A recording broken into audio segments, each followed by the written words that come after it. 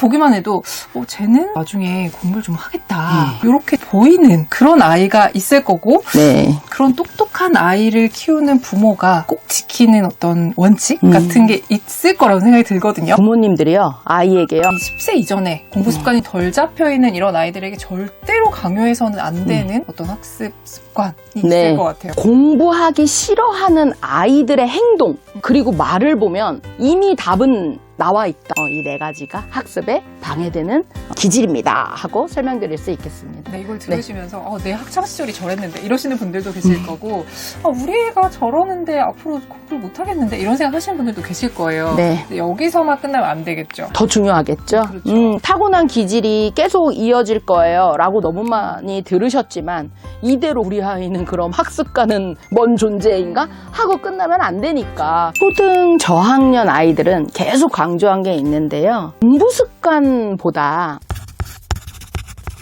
안녕하세요. 교주팝 스튜디오 주단쌤입니다. 오늘 스튜디오에는요. 20년차 아동심리 전문가이자 아이가 공부를 처음 시작합니다의 저자이신 손정선 교수님을 모시고 좋은 말씀 들어보도록 하겠습니다. 안녕하세요. 안녕하세요. 반갑습니다. 네. 우리들이 아동 청소년 발달센터 대표 손정선입니다. 첫 번째 질문부터 한번 드려볼게요. 정말 다양한 상담 사례가 있으실 것 같은데 딱 보기만 해도 쟤는 나중에 공부를 좀 하겠다 이렇게 보이는 아이가 있을 거고 그런 똑똑한 아이를 키우는 부모가 꼭 지키는 어떤 원칙 같은 게 있을 거라고 생각이 들거든요. 어떤 게 있나요? 부모님들이요, 아이에게요, 공부하자라는 말을 안 하세요. 근데 아이에 대한 기대치? 공부에 대한 기대치가 없으신 분도 아니고 학습 욕구가 없으신 분도 아니세요. 그러나 좀 전략적으로 접근하신다라는 생각이 들어요. 이 전략이라고 하는 게 어떤 전략이냐면 일단 아이에게 내적 동기를 유발한다? 그래서 흥미를 끌어내려고 노력하신다. 제일 좋은 게 그때를 놓치지 않으세요. 질문할 때. 아이가 뭔가 궁금해가지고 호기심이 가득 차서 질문할 때 기회는 이때다. 그래서 이미 내적 동기가 충만할 때니까 엄마는 뭘 하시냐면요. 적절한 도전을 시켜주세요. 아이에게. 우리 부모님들이 가장 잘못하시는 게 뭐냐면 아이가 무언가를 질문하면 꼭 빨리 답을 줘야지. 맞아요. 이거 생각하세요. 그래서 그게 너무 힘들다고 하시는 분들 많잖아요. 네. 정답을 모르는 문제도 있어요. 네. 당연하거든요. 우리 부모님들은 그 정답을 도출해내기 위한 과정만 좀 알려주셔도 좋다. 아이가 물어보는 게 꼭 엄마 이거 알아? 몰라? 이렇게 평가하기 위한 질문이 아니니까 그 질문할 때를 놓치지 마시고 적절한 도전이라는 게 우리 그러면 그거 찾아볼까? 엄마도 너무 궁금해. 우리 그럼 뭘 봐야 될까? 어떻게 해결해야 될까? 엄마도 궁금해서 오늘은 그 문제를 꼭 파헤쳐보고 싶다라는 그래서 아이가 궁금함이 있거나 엄마가 어떤 흥미를 유도했을 때 엄마의 길잡이는 아이가 그 도전을 성취하는 과정을 우리가 만들어준다는 것. 공부를 잘 시키시는 분들은 절대 공부하자는 말씀을 안 하시고 이렇게 내적 흥미를 유발시켜서 적절한 도전을 준 다음 성취를 시키는 과정을 항상 줍니다. 가 다른 것 같아요. 그걸 항상 고민하고 계시는 거예요. 어떤 말을 해줄까? 어떻게 알려줄까? 이런 것들. 그럼 공부를 시작하기에 앞서서 이런 내적 동기가 중요하다고 말씀하셨는데 아직 공부 습관이 안 잡혀 있잖아요. 어린아이들은. 그러면 이 10세 이전에 공부 습관이 좀 덜 잡혀 있는 이런 아이들에게 절대로 강요해서는 안 되는 어떤 학습 습관이 있을 것 같아요. 공부하기 싫어하는 아이들의 행동 그리고 말을 보면 이미 답은 나와 있다라고 생각을 해요.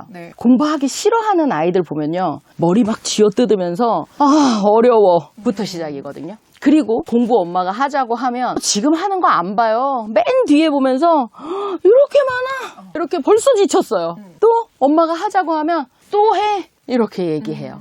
제발 그러지 마세요. 공부가 어렵고 공부가 끝도 없다고 생각하게 하지 마세요 하는 걸 먼저 좀 지켜주셨으면 좋겠어요. 공부를 잘하는 것도 기질의 영향이 크다고 들었어요. 어떤 건지 좀 궁금해하실 분들이 많으실 것 같거든요. 어떤 기질을 가진 애들이 좀 공부를 잘하고 어떤 기질 아이들이 좀 노력이 많이 필요하고 이런 것들이 있을 것 같은데 좀 자세하게 설명 부탁드릴게요. 아이들마다 갖고 있는 기질적 특성이 다 다른데 우리 아이는 기질이 공부를 잘하는 기질을 좀 타고났으면 좋겠다 하고 다 생각하실 거고 그러면 너무 좋죠. 그런데 공부에 좀 도움이 되는 기질이 있고 네. 또 공부에 방해가 되는 기질이 분명히 존재하기 때문에 나누어서 설명을 좀 드리려고 해요. 네네. 일단 공부에 도움이 되는 기질, 규칙성이 높은 기질. 이거는 정말 선생님들이 너무 좋아하시는 성향이에요. 아이들의 규칙성이 높으면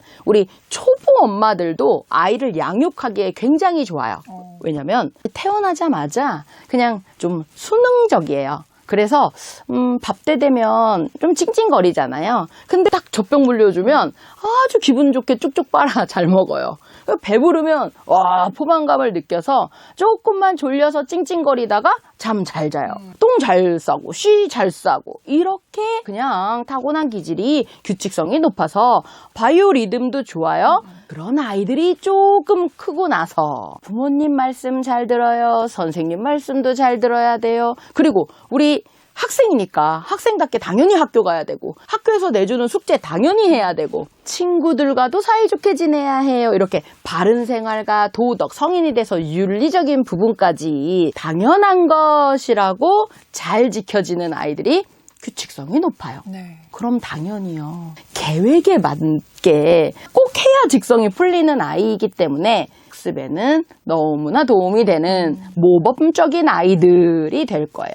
또 하나는 우리 부모님들이 너무 중요하게 생각하시는 거. 주의력과 지속성. 주의력과 지속성이 높은 아이가 학습에 너무 도움이 되는 기질적 특성을 갖고 있죠. 주의력과 지속성이라고 하면 지속성은 아이가 좋아하는 걸 유지할 수 있는 능력이에요. 그래서 이거는 대부분 높아요. 네. 근데 너무 높으면 어떤 아이냐면 내가 좋아하는 거 나 끝까지 할 거야 해서 포기를 못하니까 좀 고집이 센 아이. 하지만 그래도 높은 게 나아요. 좋아하는 것조차 끝까지 안 해내면 너무 힘들거든요. 주의력은 좋아하지 않아도 선호하지 않아도 누군가가 나에게 좀 해내길 바란다, 요구한다 하면 그래 좋아 나 그것까지 해내서 보여주리라 하고 유지할 수 있는 능력이에요.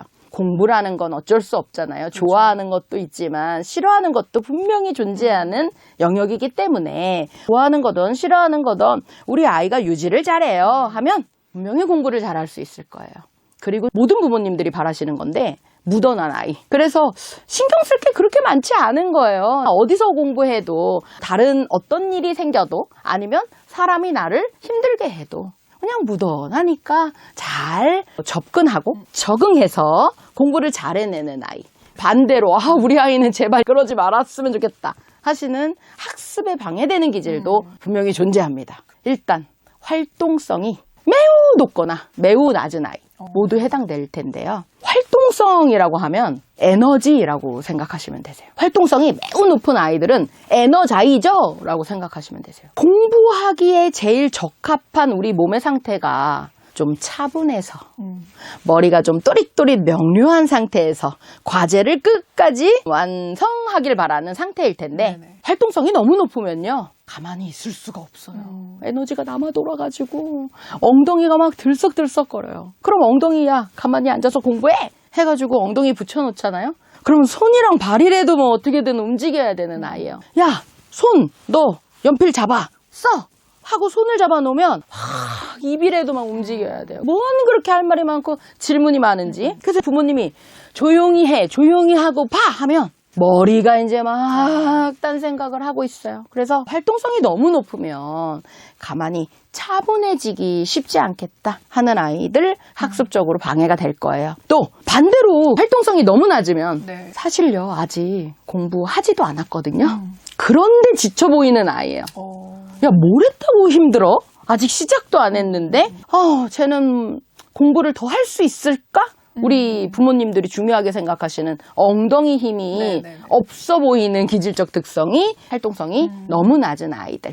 얘기 드렸지만, 반대잖아요. 규칙성이 좋은 아이들은 학습적으로 도움이 되겠지만, 규칙성이 너무 낮은 아이들은 학습에 방해가 되는 요소일 거예요. 규칙성이 너무 낮으면 생활계획표 다 정해놓고 오늘 꼭 지금 이거 마치고 내가 놀겠다 하고 약속을 아주 굳게 해도 내가 지금 당장 하고 싶은 게 생기면 약속 안 지켜요. 그래서 욕구 지연이 안 된다고 하고 좀 충동적인 성향이 네네. 높다고 생각하시면 되세요. 그래서 자기가 해야 할 일이 먼저니까 당연히 학습은 좀 뒷전이 될 수 있겠다. 또요, 주의력과 지속성이 너무 낮은 아이들. 그래서 좋아하는 것도 좀 유지가 안 돼? 그런데 싫어하는 건 더 안 되겠네. 이러면 학습은 당연히 반복적이고 지루한 활동이거든요. 학습을 좋아서 하는 사람들은 정말 소수일 거예요. 그렇죠. 정말 드물죠. 네, 없는데 아이가 좋아하는 것도 싫어하는 것도 유지하지 못한다면 그것은 무조건 방해 요소가 될 거고요. 하나는 또 감각, 민감성이 너무 높은 아이. 그 아이는 방해 요소가 주변에 너무 많아요. 그래서 엄마 아빠가 쏘곤쏘곤 거리는 소리도 다 들려요. 네. 그래서 다 참견해야 되고요.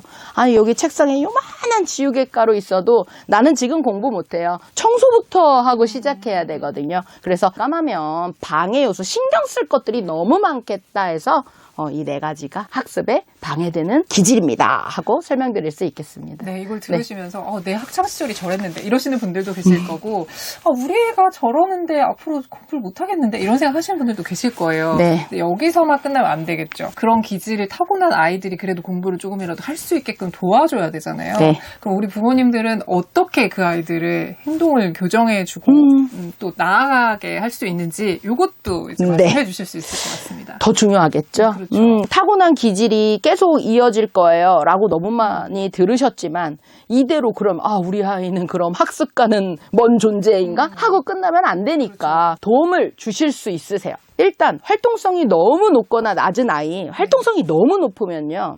일단은 어디다가 에너지를 발산을 먼저 하고 공부를 시키자는 거예요. 그래서 실컷 놀고 발산해서 좀 힘들게 한 다음에 학습하자. 오히려 반대로 너 놀고 싶으면 공부부터 하고 해 이러시잖아요. 네. 많은 분들이 그러죠. 아니 이거는 무조건적으로 좀 그러시는 편이세요. 왜? 학습을 1번으로 놓으시기 때문에 공부하고 놀아 이렇게 하시는데 활동성이 높은 아이들은 절대 그러면 안 돼요. 왜? 할 수 없는 몸 상태예요, 아이가. 나는 지금 들썩들썩 하는데 뭘 이걸 보고 있어요. 차라리 그때 공부 안 되니까 아이의 에너지를 발산할 수 있는 다른 활동을 먼저 주자. 근데 또 중요한 게 있어요. 그냥 놀고 와. 이러면 안 돼요.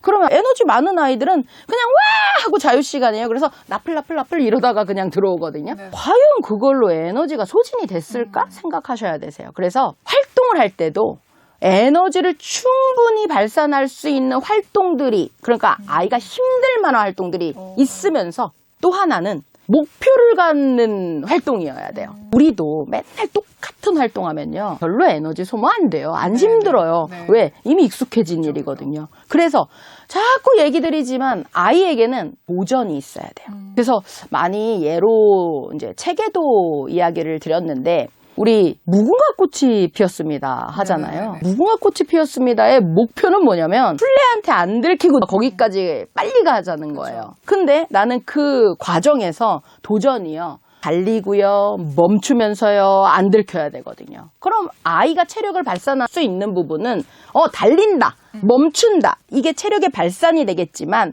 내가 안 들키고 먼저 간다. 이런 도전이 있으면 아이는 에너지가 더 쉽게 소모될 수 있습니다. 인 거예요. 그래서 확실하고 아이가 무언가를 해내서 성취감을 느낄 수 있는 활동이면 다 문제가 안 돼요.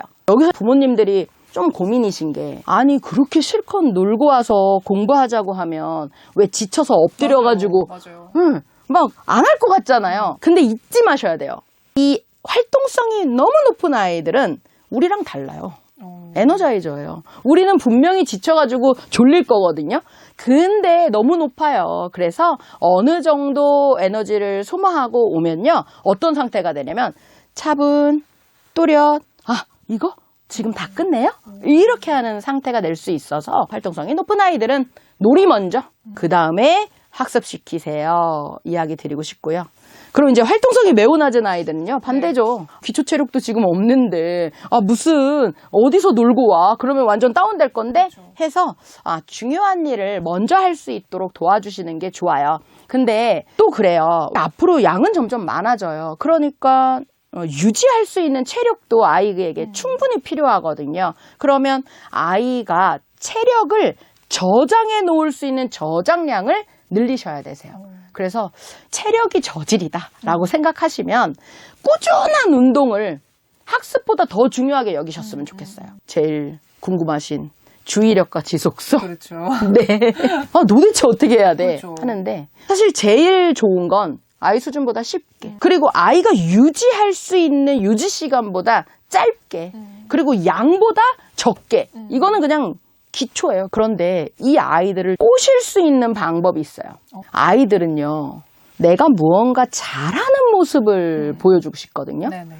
그래서 이렇게요, 촬영하는 거 굉장히 도움이 돼요. 네. 요즘 아이들이 장래희망 딱 물어보면요, 다 유튜브. 네. 1, 2 안에 무조건 들어가 있거든요.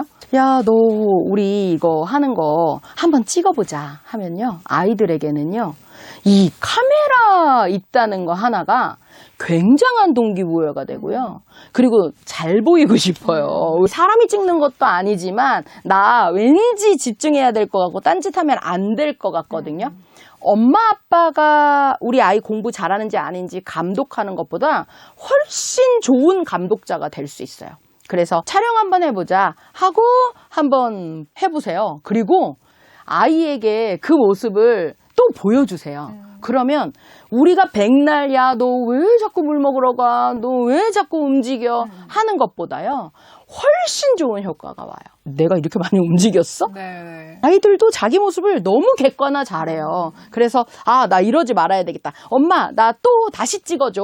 해서 내가 안 좋게 보였던 모습들을 충분히 수정할 수 있겠습니다. 인 거고요. 주의력 지속성 높일 수 있는 좋은 방법이 또 아이들은 누군가에게 인정받고 싶으니까 내가 아는 거 있으면 막 잘난 척하고 싶거든요. 네네. 선생님 역할을 하는 거 굉장히 좋아하는 아이들 많아요. 그래서 엄마가 계속 가르쳐 주려고 하지 마시고 아이가 자기가 아는 걸 드러내면서 또 더 잘 아시겠지만 선생님들은 모르면은 아이에게 설명해 줄 수 없잖아요. 아이도 마찬가지거든요. 내가 엄마에게 그걸 설명하면서 내가 모르는 걸 설명할 수는 없어요. 그래서 객관화가 되면서 또 더 깊은 공부가 될 수 있겠다 해서 주의력과 지속성이 낮은 아이들은 나 말고 감독자를 좀 배치하자. 나 말고 좀 자기를 드러낼 수 있는 상황을 좀 만들어주자 하고 이야기 드리고 싶고, 규칙성이 너무 낮은 아이들. 이것은 우리 부모님들이 꾸준히 계획표던 아니면 정해놓은 규칙을 아이가 지킬 수 있도록 항상 노력해 주셔야 되세요. 정말 장기 프로젝트네요. 장기 프로젝트예요. 하루아침에 될 리가 없어요. 이건 타고난 성향이 네네. 자유분방한 아이이기 때문에. 그럼 어머님들이 꼭 지키셔야 될 게 일관성이에요. 일관적인 양육 태도가 너무 중요합니다 하잖아요. 그런데 꼭 흐트러지실 때가 엄마들이 방학 때 그동안 내동 잘 지키시다가 이제 좀 방학이잖아? 엄마도 좀 편해지고 너도 좀 괜찮지 않을까 하세요. 규칙성이 높은 아이들은 상관없어요. 그럴 수 있어요. 그리고 흐트러졌어도 다시 일상으로 복귀되면 다시 규칙을 너무 잘 지킬 아이들이에요. 그치만 우리가 지금 걱정되는 아이들은 규칙성이 너무 낮은 아이들이잖아요. 방학 때 흐트러졌다? 나 이럴 수도 있어 하면 다시 제자리로 돌아오기가 너무 힘들어요. 그래서 부모님들이 보시기에 우리 아이가 너무 규칙성이 낮은데 그러면 부모님이 먼저 규칙성을 높여셔서 일관된 양육 태도로 아이가 지켜야 될 것들을 많이 만드셔야 되고요. 아이가 지킬 수 있도록 꾸준하게 노력해 주셨으면 좋겠어요. 자극 민감성이 너무 높은 아이들. 네. 이미 어렸을 때부터 좀 양육하기 힘드셨을 거예요. 좀 산만하다고 생각하셨을 수도 있고 맞아요. 또 ADHD일 수도 있다. 네. 민감한 아이들은 보이고 들리는 게 너무 많아요. 그래서 그걸 가만히 둘 수가 없어요. 다 해결을 해야 돼요. 그런데 민감성이 신체적으로 민감한 아이들도 있고 또 환경적인로 민감한 아이들도 있고 또 정서 반응에 민감한 아이들도 있기 때문에 우리 아이가 어떤 민감성이 높은지를 체크를 해보셔야 되겠지만 일단은 민감하면 신경 쓸 게 많아서 힘들어요. 그럼 민감성을 좀 낮췄으면 좋겠잖아요. 어머님들이 제일 바라는 게 묻어난 아이가 좀 편안하고 행복감을 많이 느끼니까 묻어내하길 바라시거든요. 근데 우리 아이는 민감하지 않은 것 같은데? 하고 또 착각하시는 부모님들 계시는데요. 왜 그럴 수 있냐면요. 우리 부모님들이 민감한 아이니까 못 견디세요. 민감한 아이들은 조금만 뭐가 싫어도 막 잘 울거든요. 그럼 어떻게 해주시냐면 부모님들이 보호해주세요.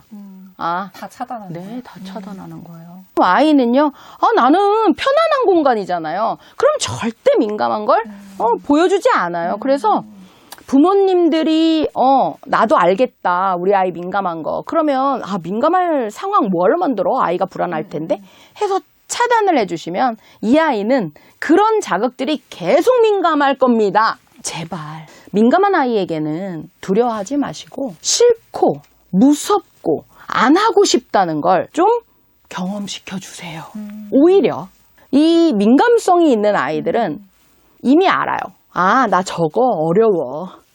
나는 저거 무서워. 나는 저거 못해내. 이미 알아서 아예 시도조차 하려고 하지 않고 용기를 내서 시도했더라도 포기가 빠르거든요. 우리는 뭘 도와줘야 되냐면 해봐. 해보니까 안 어렵지. 해보니까 안 무섭잖아. 봐봐. 해낼 수 있잖아. 하는 경험.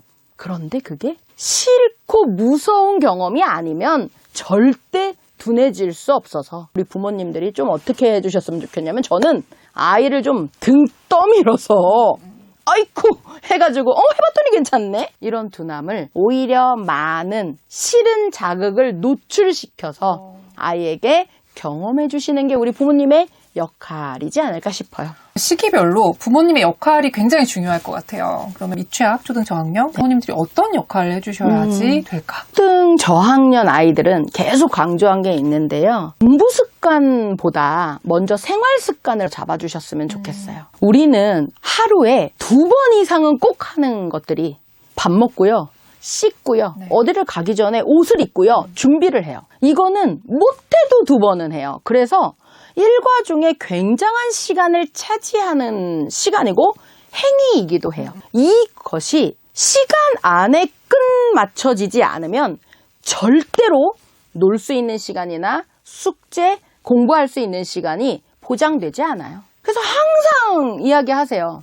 맨날 우리 아이에게 밥 빨리 먹어야지 공부하지. 준비 빨리 해야지 나가지. 이렇게 이야기하셔서 너는 우리 아이한테 오늘 하루 종일 잔소리만 하다 끝났어요. 부모님들이 이렇게 얘기하시고요. 아이는 뭐라고 하냐면 하루 종일 엄마가 잔소리하고 나는 오늘 하나도 놀지 못했어요. 이렇게 이야기하거든요. 지금 공부를 우선순위로 시간 계획 안에 넣어놓지 마시고 저학년이잖아요. 아직 미취학이라면 제발 일상적인 것부터 먼저 시간 안에 할 수 있는 시간을 만들어서 나머지 여유에 아이가 놀던 아니면 어머님이 원하시는 학습을 시키던 일단 여유 시간을 확보할 수 있도록 생활 습관 먼저 꼭 잡아주세요 하고 이야기를 드리고 싶고요. 또 하나는 아이의 자존감 많이 신경 쓰시거든요. 또 회복 탄력성이 있어요. 자존감, 나를 긍정적으로 생각하는 것이고 회복 탄력성, 우리는 누구나 실수와 실패를 경험할 수 있거든요. 그런데 그걸 이겨낼 수 있는 힘이 있는 거예요. 이 2가지에는 아이에게 꼭 필요한 게 긍정성이에요. 나는 다 괜찮아, 해낼 수 있는 사람이야. 근데 긍정적인 건 괜히 생기지 않아요. 우리 부모님의 긍정적 태도가 너무 중요해요. 부모님이 긍정적 언어를 사용하세요. 아이에게 막 재촉하면서 빨리 해 빨리 이렇게 하지 마시고 조금 기다려주시고 해냈네 하는 해내는 모습을 좀 볼 수 있는 기회를 제공하세요. 뿐만 아니라 실패와 실수는 이게 타인의 상황에서 겪으면 굉장히 아이들에게는 상처가 될 수 있어요. 그래서 먼저 우리 부모님이 실수할 수 있는 실패할 수 있는 경험을 부모님과 놀이하는 그 놀이 시간에 좀 제공을 해주셔야 이게 항상 있을 수 있는 일이고 별일이 아니며 내가 해결할 수 있는 일이구나 라는 놀이 경험도 너무 중요하다고 생각하고요. 마지막으로는 아직 저학년이잖아요. 제발 하루에 2시간씩은 놀이 시간을 보장해 주셨으면 좋겠어요. 아이들의 삶의 목적은요. 학습이 아니에요, 사실. 그 나이 때 아이들. 네, 아니죠. 아직 중고등학생이 아니잖아요. 네네. 그래서 아이의 삶의 목적은 저학년 때는 놀이다. 그리고 놀이는 아이들의 권리이다. 라는 걸 잊지 마시고 충분한 놀이 시간, 2시간씩은 좀 보장을 해주시길 바랍니다. 여기까지 교수님 말씀 정말 다 받아 적고 계실 것 같은데, 그래서 교수님 이번에 내신 책도 되게 궁금해 하실 것 같아요. 아이가 공부를 처음 시작합니다 라는 이 책 보시는 분들이 어떻게 활용하시면 좋을지 작가로서 한번 추천해 주시면 좋을 것 같아요. 지금 집에서요, 부모님은 아이에게 공부를 그냥 하나라도 더 시키고 싶고, 공부를 하기 싫은 아이는 어떻게든 놀고 싶고, 그래서 전쟁이신 분들. 또요, 억지로 이제 공부하는 아이를 보면 좀 안타까운 마음이 들 때가 있어요. 저렇게 하면서 쟤는 지금 정말 행복할까? 하는 이런 안타까운 마음 드시는 분들. 또요, 그동안은 굉장히 아이가 잘 따라왔단 말이에요. 그래서 너무 좋았어요. 그리고 남들도 다 부러워했어요. 근데 조금 크고 나니까 정작 공부해야 할 때 나는 내가 하고 싶어서 한 게 없었어요. 그동안 엄마가 시켜서 억지로 한 건데, 그래서 나는 지금은 내가 하고 싶은 대로 하고 싶어요 하고 말해서 놀라신 분들 계실 거예요. 아이도 그리고 부모님도 분명히 즐겁게 공부할 수 있는 방법이 있어요 하고 말씀드리고 싶고, 그 방법이란 게 다르지 않아요. 나와 아이가 비슷한 기질을 갖고 있던, 아니 정반대의 기질을 갖고 있던 우리 기질을 좀 이해하고 아이에게 적합한 학습 방법을 적용시켜준다면 충분히 즐거운 학습이 될 수 있다는 걸 꼭 이 책에서 확인해 보셨으면 좋겠고요. 우리 부모님들이 아이를 처음 양육해서 어려우셨던 것처럼 아이도 공부를 처음 시작해서 어려운 것일 뿐이라는 걸 잊지 않으셨으면 좋겠습니다. 여기까지 들으시고 책 관심 있으신 분들 되게 많으실 것 같은데요. 저희가 책 나눔 이벤트 진행하고 있습니다. 오늘 영상에 대한 소감이나 이 책에 대한 기대 소감 남겨주시면 10분께 선물 보내드리도록 할게요. 오늘 좋은 말씀 너무 감사합니다. 감사합니다. 수고하셨습니다.